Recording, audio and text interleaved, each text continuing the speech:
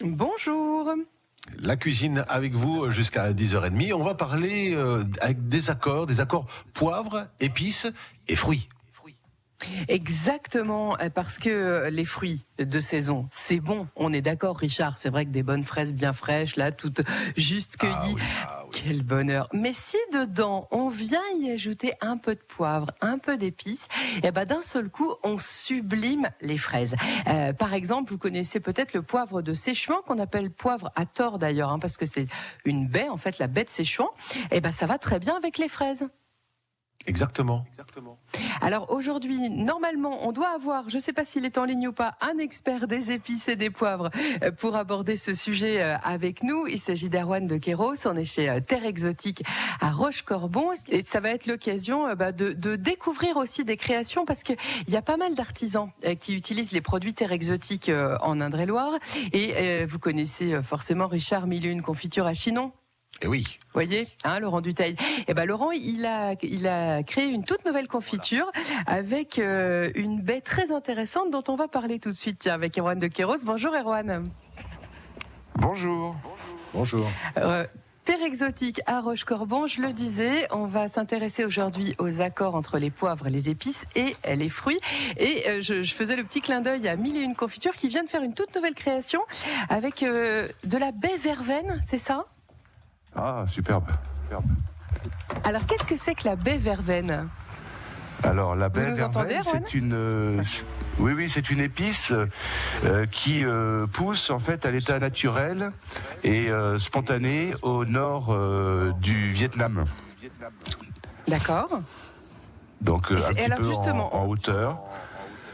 Et on l'appelle baie verveine, qui fleurit, pourquoi ? Parce que qui est récoltée au mois de juillet en général. Et qui a des notes de verveine très caractéristiques, très intéressantes, et qui est utilisée vraiment par les populations locales comme un poivre de leur quotidien. D'accord. Et 1001 Confiture, Laurent Dutheil a décidé de l'associer avec des fruits. Je crois que c'est avec de la cerise, si ma mémoire est bonne. Je crois qu'effectivement, on vous a fait passer quelques échantillons et bravo en tout cas de votre choix d'utiliser cette nouvelle baie extraordinaire. Mais j'ignorais avec quoi vous aviez décidé de l'utiliser en fait. Ah, alors c'est pas nous, nous on n'est pas très bons en cuisine, c'est l'équipe de 1001 Confiture. Je suis en train d'aller me balader absolument. Un petit peu sur leur site internet pour vérifier cette info, mais je crois il me semble que c'est de la cerise. Voilà, ils ont une gamme vraiment extraordinaire, très profonde et effectivement ils font beaucoup d'essais parce que finalement les poivres, les épices, se marient très naturellement avec toutes sortes de fruits, les fruits de saison. En ce moment, c'est la saison des fraises. La semaine dernière, il y avait encore des cerises dans les arbres en Touraine et pour donner du peps à toutes sortes de desserts, de salades de fruits, de tartes, etc., des fruits de saison, il est très intéressant d'utiliser évidemment des épices. Alors, les grands classiques, la cannelle, la vanille, bien sûr, mais on peut donner un peu de caractère et d'originalité avec de la cardamome, avec de la muscade. Et bien sûr, plonger dans le merveilleux univers des poivres, avec forcément la baie verveine, un des derniers nés, si j'ose dire, dans notre collection, et qui là donne du peps, qui donne du caractère, qui donne un petit peu de piquant, mais plutôt du caractère, parce que les poivres sont pas forcément piquants. On va découvrir ça dans un instant justement avec vous, Erwan. On va continuer à explorer justement toutes les possibilités qu'il y a pour marier les poivres, les épices et les fruits. Des accords poivre, épices et fruits ce matin dans la cuisine France Bleu Touraine avec il n'y a pas que de l'orage dans le ciel, il y a aussi des petits problèmes ce matin de connexion, mais ça devrait s'arranger. Et on retrouve Christelle Erwan de Queyros de Terre Exotique pour nous en parler.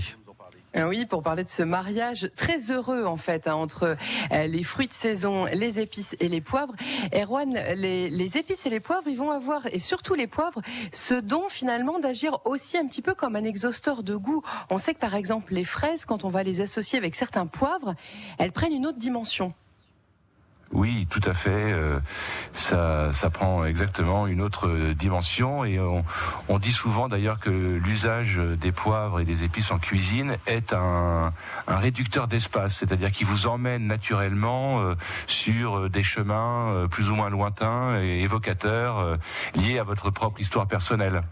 Par exemple, si vous utilisez des fraises de saison, en ce moment ça commence à venir dans les potagers un petit peu, et vous pouvez utiliser un poivre sauvage de Madagascar, le Votsi periphérie. C'est un poivre sympa qui a une espèce de toute petite queue, hein, en fait, c'est ça. Voilà. Et qu'il vaut mieux utiliser avec un pilon, je crois d'ailleurs, avec un mortier.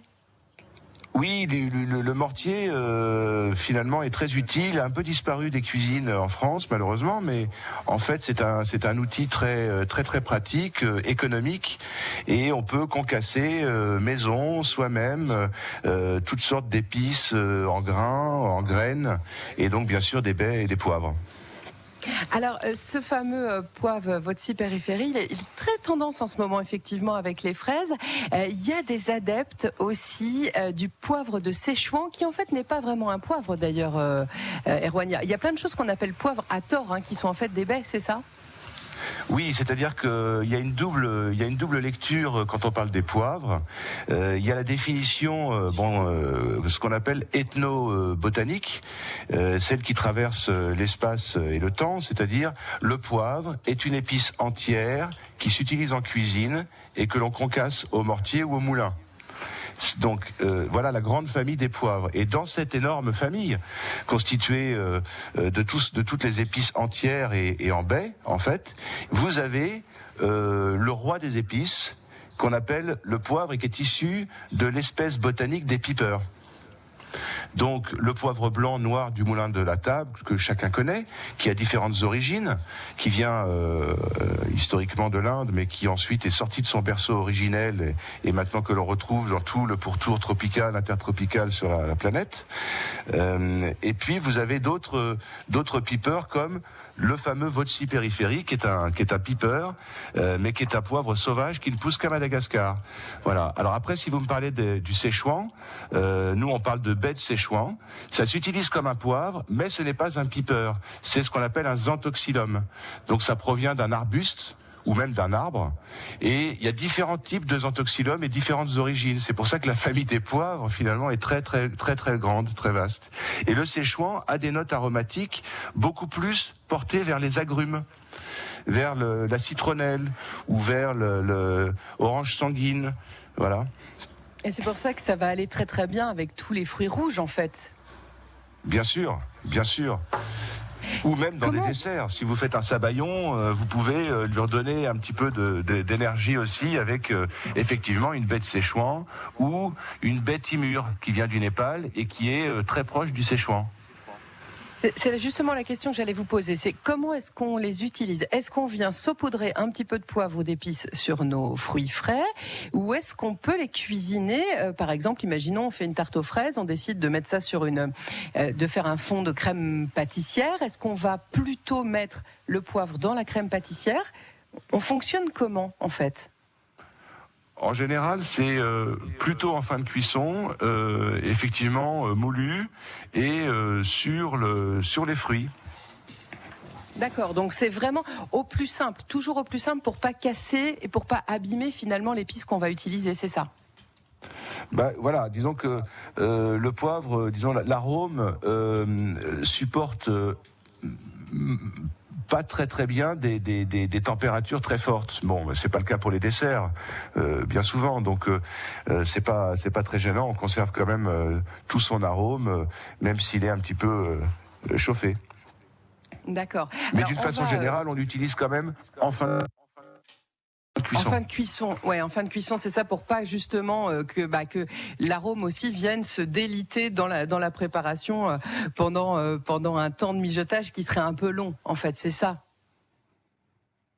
Voilà, c'est ça. Mais si vous faites, comme je disais tout à l'heure, par exemple un sabayon de pêche blanche et de framboise, vous pouvez mettre dans votre sabayon, vous mettez, alors au choix, bien sûr. Après, c'est des interprétations personnelles. Et c'est ça qui est amusant aussi. Il faut rentrer dans une forme de création personnelle et s'approprier soi-même ses propres épices que l'on aime.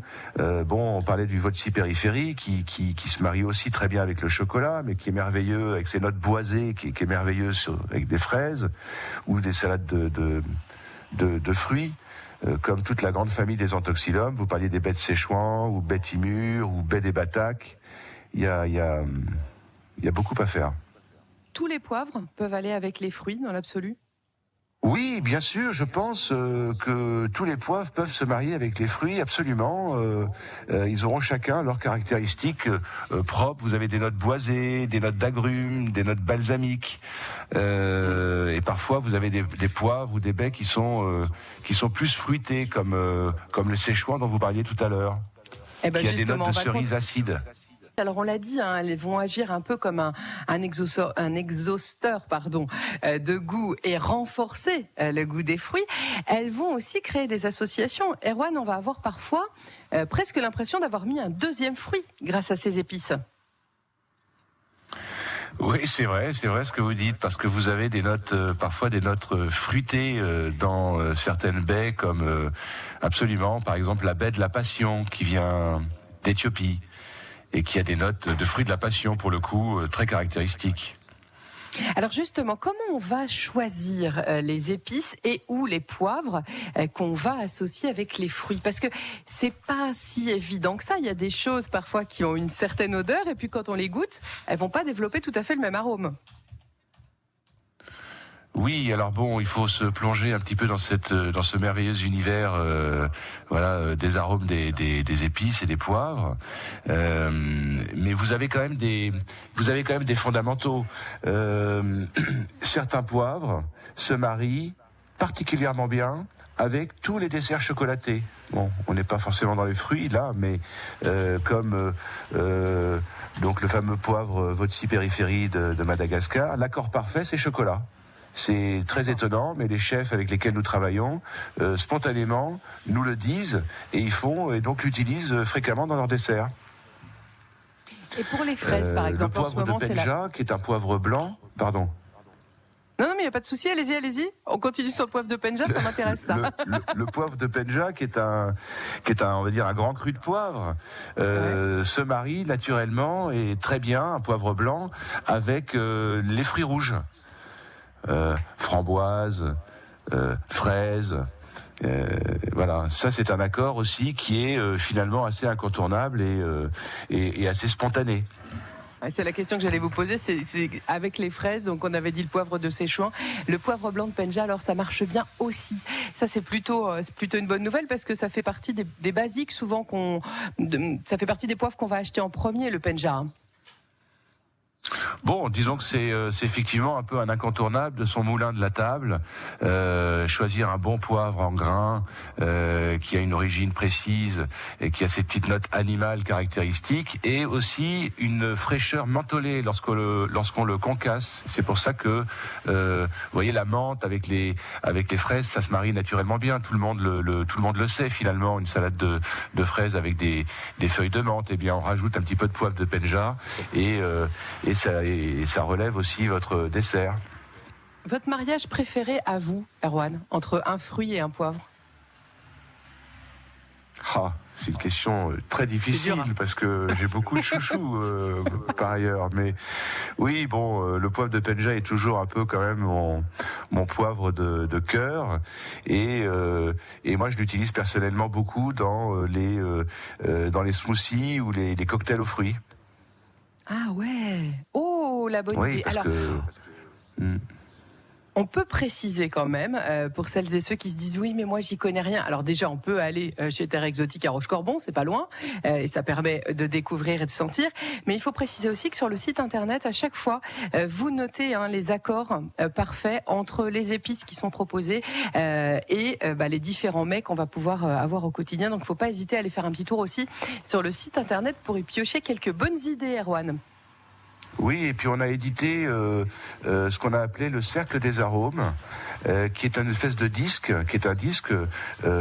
et qui reprend les différentes notes aromatiques des poivres.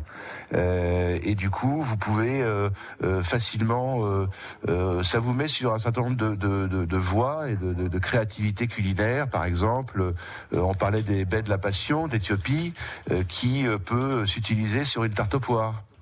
Vous voyez, Oh là là. ça c'est très intéressant. Bon, il y a aussi un endroit incontournable à Tours. Je me permets de vous le dire, c'est dans les Halles de Tours, le Palais des Épices, où l'ensemble il y a une collection d'épices et de poivres qui sont présentées aussi au détail et qui vous permettent quand même de sentir les choses avant de faire votre choix.